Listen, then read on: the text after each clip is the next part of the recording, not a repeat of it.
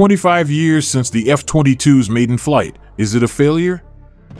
The F-22 program achieved some important milestones, including being the first stealth fighter built for air-to-air combat, providing a technological stepping stone for development of the F-35, and being the only Western fighter to integrate thrust vectoring engines for maneuverability.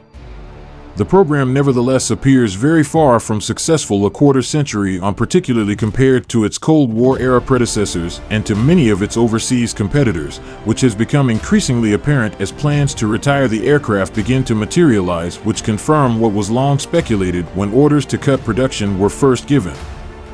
September 7, 2022 marks 25 years since the first flight of the world's first fifth-generation fighter, the F-22A Raptor, with the aircraft designed as a twin-engine heavyweight platform to succeed the F-15 Eagle and F-4D/E Phantom as the Western world's prime air superiority fighter.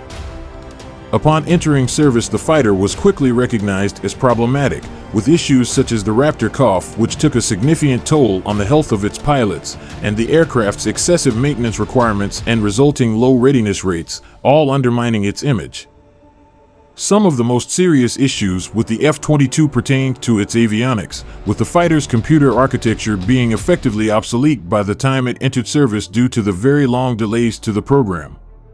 25 years after its first flight, the F-22 still cannot share data with other fighter units, which is a tremendous handicap in the age of network-centric warfare, and cannot fire any high off-boresight weapons due to a lack of helmet-mounted sights, which leaves it effectively obsolete in visual range combat.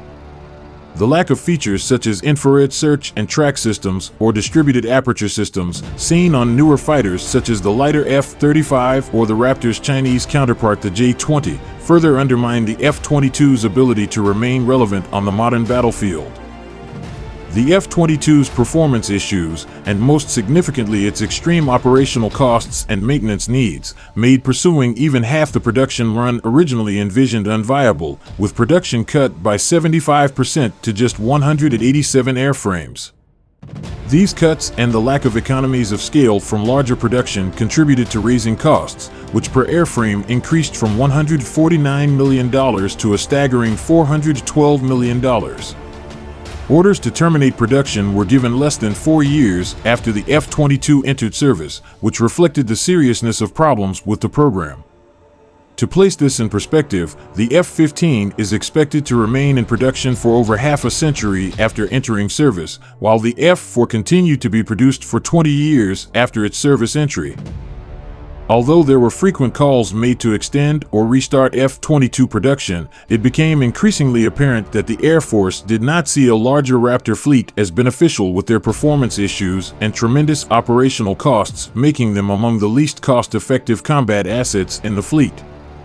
This was perhaps best demonstrated by the Air Force's decision to begin retiring F-22s in 2023, while continuing to buy more F-15s, despite the Raptors having expended only a very small fraction of their service lives. This demonstrated that even with F-22s already paid for and having years left to fly, it was preferable to retire them and pay more to build new F-15s, the very aircraft they was meant to replace.